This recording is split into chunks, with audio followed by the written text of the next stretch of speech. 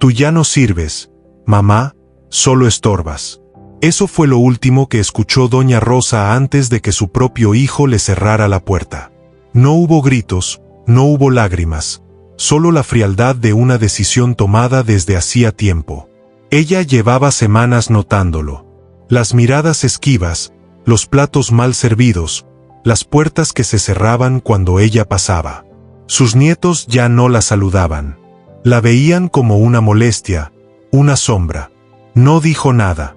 Amarró su rebozo, tomó su bolsita de manta y caminó hacia la vereda con la espalda encorvada pero la frente en alto. El sol picaba duro y el polvo se le pegaba a los tobillos, pero ella seguía andando como si cada paso borrara una humillación. No llevaba casi nada, solo 3 mudas viejas, una fotografía arrugada y una libreta cosida a mano, envuelta con una cinta color vino. Nadie sabía lo que había dentro de esa libreta.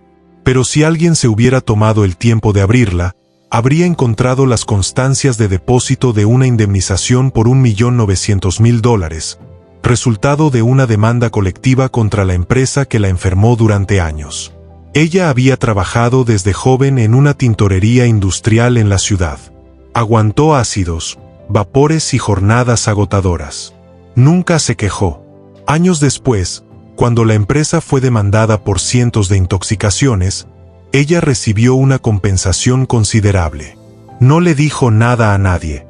Abrió una cuenta discreta y anotó cada movimiento en su libreta. Pensaba guardar ese dinero para sus nietos cuando cumplieran la mayoría de edad. Pero ahora, después de ser echada como un trapo viejo, ya no estaba segura de nada. Caminó hasta las orillas del caserío, donde los perros husmeaban la tierra seca buscando sombra. Se sentó en una piedra a la vera del camino. El estómago le gruñía, pero el alma le dolía más. Se cubrió el rostro con ambas manos. No para llorar, sino para no mirar lo que el mundo se había vuelto. «¿Está bien, abuelita?» La voz vino de un costado. Era un niño de unos 8 años, flaco como ramita, con la ropa remendada y los ojos grandes, llenos de luz. «Tengo un poco de agua. Si tiene sed». Ella lo miró, sorprendida. Tomó la botella y bebió despacio. «Gracias, hijito. ¿Y tú de dónde vienes?» «De allá del monte. Vivo solo desde hace un año. Pero no tenga miedo. Dios me cuida. Y cuando puedo, cuido a otros también». Rosa sintió un nudo en la garganta. Nadie la había tratado con ternura en meses. Nadie había pronunciado la palabra cuidar sin hacerla sentir una carga. «¿Cómo te llamas?» «Me dicen Mateo. Mi mamá me hablaba de Dios antes de irse. Yo todavía le hablo a él, aunque sea bajito». Ella lo miró largo rato, y por primera vez desde que salió de casa sintió que la fe, como la esperanza, puede brotar en los lugares más inesperados. Mateo caminaba con pasos ágiles entre las piedras. Le mostró a doña Rosa un sendero que bordeaba el arroyo seco hasta llegar a una casucha hecha de madera y lámina vieja. No tenía puerta, solo una cortina de costales colgados. Dentro, un catre sin colchón, una olla de aluminio y un par de camisas tendidas sobre un mecate. «Aquí me quedo», dijo él como si fuera lo más normal del mundo. «Pero si quiere, puedo prestarle el catre esta noche. Yo duermo en el suelo. Ya estoy acostumbrado». Rosa se sintió pequeña ante ese gesto, no por compasión, sino por la ternura. Nadie le había ofrecido su cama desde que murió su esposo. «No, hijo, duermes tú. Yo me acomodo aquí afuera. Ya he dormido sobre tablas antes, y aún no me rompo». Mateo sonrió. Partió un pedazo de pan duro que tenía envuelto en servilleta y le dio la mitad. «Dios siempre manda compañía cuando uno más la necesita», murmuró y masticó con los ojos cerrados como quien agradece el milagro de no estar solo. Esa noche, bajo las estrellas, Rosa sintió que algo se ablandaba por dentro. No era resignación, era otra cosa, como si el cielo por fin dejara caer una gota de consuelo. No durmió mucho, pero el silencio no le pesó. A la madrugada, antes de que el gallo cantara, Se sentó con la libreta en las piernas y repasó los números escritos con tinta desvaída.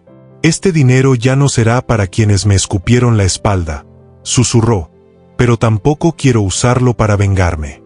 Dios sabrá qué hacer. Yo solo quiero empezar de nuevo». Al amanecer, Mateo la llevó a un terreno baldío, a un costado del camino principal. Había una construcción abandonada que alguna vez fue tienda. Estaba cubierta de maleza con los muros descarapelados y un letrero de madera partido a la mitad. «Aquí se metían a dormir los vagabundos», explicó el niño, «pero desde que salieron culebras ya ni ellos se arriman». «¿Y quién es el dueño?». «Dicen que nadie, que está en litigio desde hace años, pero si usted quiere, podríamos limpiarlo». Ella lo miró, no como quien escucha una idea loca, sino como quien oye una promesa. Sacó un papel de su bolso, con una cuenta bancaria escrita a mano, y lo guardó de nuevo. «Primero averiguaremos de quién es, después lo demás. Pero gracias, Mateo, Dios te puso en mi camino por algo». Los días siguientes, Rosa fue al registro de la alcaldía. Preguntó con cautela. Descubrió que el terreno, en efecto, había sido embargado años atrás por una deuda agraria, pero nunca fue reclamado. Con una oferta en efectivo y un buen abogado, el terreno podía ser suyo sin levantar sospechas. Eso fue exactamente lo que hizo. Compró la vieja construcción usando parte del dinero de la indemnización, no a su nombre, sino a través de un gestor con discreción. Mientras tanto, Mateo la ayudaba a limpiar el lugar con escoba y machete. Entre ellos no había promesas, solo trabajo compartido. El polvo aún no se disipaba, pero el plan ya estaba echado a andar. El primer techo que arreglaron fue el del fondo, donde no entraba la luz. Mateo lo cubrió con láminas que recogió del basurero del pueblo, y Rosa, con sus manos ya torcidas, ayudó a clavar las puntas aunque se lastimara los dedos. No se quejaba. Después de todo, el dolor físico ya no era el peor. «¿Y qué va a hacer aquí?», preguntó el niño mientras barría los escombros.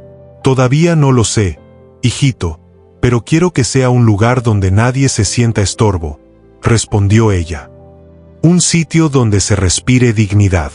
Mateo no entendía del todo esas palabras, pero asentía con firmeza, como quien aprueba con el alma. A la semana siguiente, el notario le entregó los papeles. El terreno y el local ya eran suyos, sin que nadie supiera que la nueva propietaria era la anciana a la que muchos daban por acabada. Fue entonces cuando Rosa decidió dar el siguiente paso.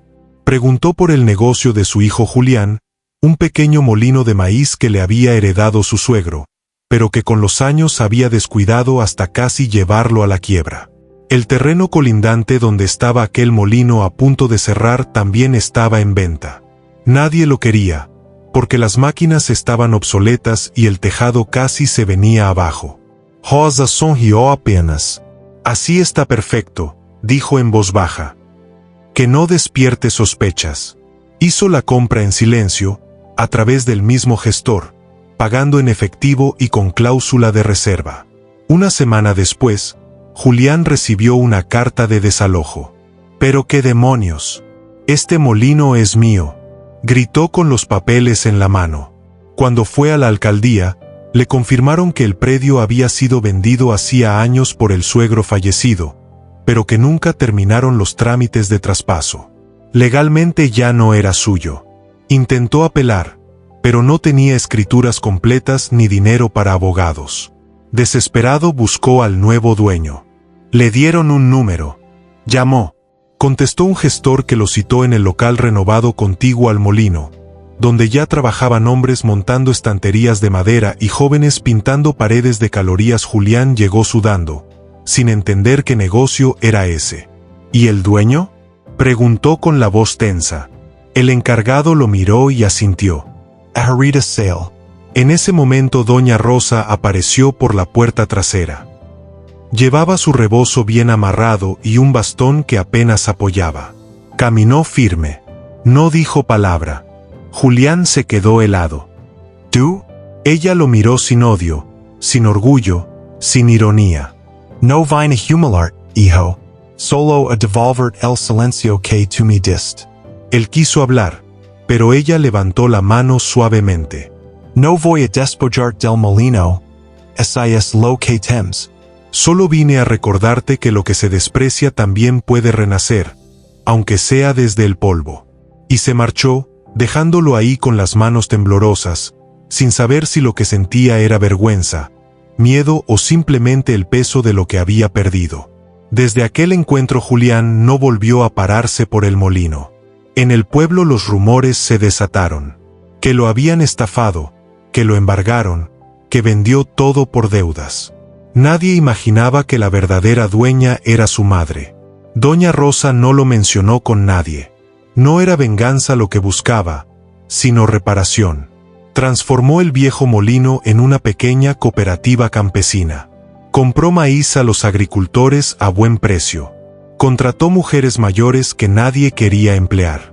Y puso a Mateo como su ayudante de confianza. El niño, con su sonrisa de siempre, aprendía rápido. ¿Y todo esto es suyo?, le preguntó un día, mientras anotaba la cantidad de costales. Solo está a mi nombre, respondió ella. Pero no me pertenece. Es de quienes entienden lo que cuesta la dignidad. Mateo no entendía del todo, pero miraba a Doña Rosa como si fuera la abuela que siempre le hizo falta. Cada semana ella apartaba parte de las ganancias para un fondo que no tenía nombre. Mateo, curioso, una tarde encontró su vieja libreta de cuentas, la misma que llevaba cosida en el forro de su bolsita. Quiso abrirla, pero se detuvo. ¿Puedo? Rosa sonrió. Claro, hijito. No hay secretos contigo. Dentro estaban todos los registros de la indemnización, depósitos, intereses, los retiros exactos que había hecho para comprar el terreno y montar la cooperativa. Aunque daba una suma importante, ¿todo esto era suyo? Sí, y lo guardé durante años para mis nietos. Pensaba que así los cuidaría aunque yo ya no estuviera. ¿Y por qué no lo hizo? Ella se quedó en silencio. Miró al horizonte, donde el sol comenzaba a caer sobre los maizales, tiñendo todo de un dorado quemado. Porque aprendí que el cariño no se compra ni se deja en herencia. Se siembra, y ellos nunca quisieron recibir lo que yo tenía para darles. Mateo asintió. Le tomó la mano con suavidad. Yo no tengo familia, pero si usted quiere, puedo quedarme. Cuidarla, aunque sea barriendo. Ella lo abrazó, con el pecho apretado y los ojos llenos. No, mi niño, tú no viniste a barrer. Viniste a enseñarme que Dios sigue hablando, aunque a veces uno crea que ya no lo escucha. Pasaron los meses, y la cooperativa creció. Viajaban de otros caseríos a vender su maíz ahí, porque sabían que no serían regateados. Las mujeres mayores volvían a sonreír. Los jornaleros comían caliente al mediodía. ¿Y Mateo? Mateo dormía en una cama, con cobija tejida, libros bajo la almohada y un cuaderno nuevo donde aprendía a escribir su nombre. Un día, mientras Doña Rosa revisaba las cuentas, vio una notificación del banco. El saldo restante de la indemnización estaba a punto de vencer su plazo de inversión. Tenía dos caminos: retirarlo o transferirlo a nombre de un heredero. Se quedó mirando la pantalla un buen rato. Luego tomó su libreta, sacó una hoja y comenzó a escribir algo con letra temblorosa, pero decidida. No para su hijo. No para los nietos que la despreciaron. Para quien sí había entendido que el amor no se pide, se ofrece. La mañana era clara y tibia. Mateo barría el corredor con una escoba de palma, mientras canturreaba un corito que había escuchado en una reunión comunitaria. Doña Rosa lo observaba desde la banca de madera que había colocado junto al huerto. Le gustaba verlo así, suelto, feliz, como si el alma le cupiera entera en ese cuerpecito delgado. Mateo, llamó ella con suavidad. El niño dejó la escoba y corrió hacia ella. Sí, abuelita. Quiero que me acompañes a la notaría. ¿Otra vez? Esta vez no es por el negocio. Al llegar al pueblo, entraron al despacho de un hombre de lentes gruesos y modales lentos. Doña Rosa entregó un sobre con su nombre y pidió que se le diera lectura ante testigos. El notario leyó en voz firme, mientras Mateo permanecía a su lado, sin comprender del todo lo que estaba ocurriendo. En el documento, Doña Rosa dejaba constancia de que el dinero restante de su indemnización, así como las propiedades legalmente adquiridas, pasarían a nombre de Mateo Ramírez, menor de edad, huérfano, sin apellido confirmado, pero con corazón probado. ¿Estás segura de esto?, preguntó el notario. Más que nunca. Ese mismo día el papel fue firmado, sellado y archivado. Mateo no dijo nada. Solo la abrazó por la espalda y apoyó la frente en su hombro. ¿Por qué yo, abuelita? Porque tú me miraste como persona cuando los míos me vieron como carga. Esa noche Mateo durmió con el sobre bajo la almohada. No por el dinero, no por las tierras, sino por lo que representaba que alguien por primera vez lo había elegido sin condiciones. Mientras tanto, en la casa de Julián todo era silencio. Su esposa se había marchado llevándose a los hijos. Él apenas salía y ya nadie le fiaba en el pueblo. Se rumoraba que andaba buscando trabajo en otros caseríos, cargando bultos por comida. Nadie lo juzgaba, pero tampoco lo ayudaban. Era como si el desprecio que sembró hubiera florecido en soledad. Un domingo Julián se atrevió a ir al molino, no a pedir, sino a mirar de lejos. Vio a su madre caminando entre los sacos, saludando a la gente, dirigiendo con firmeza. A su lado Mateo anotaba cosas en una libreta con cara de concentración. Julián no se acercó, solo bajó la cabeza y se marchó en silencio. Semanas después, Doña Rosa enfermó. No fue algo dramático, solo el cuerpo diciendo, hasta aquí. Mateo se quedó junto a ella día y noche, mojándole los labios, acariciándole la frente. ¿Tienes miedo?, le preguntaba. No, hijo, porque el amor no se pide, se ofrece.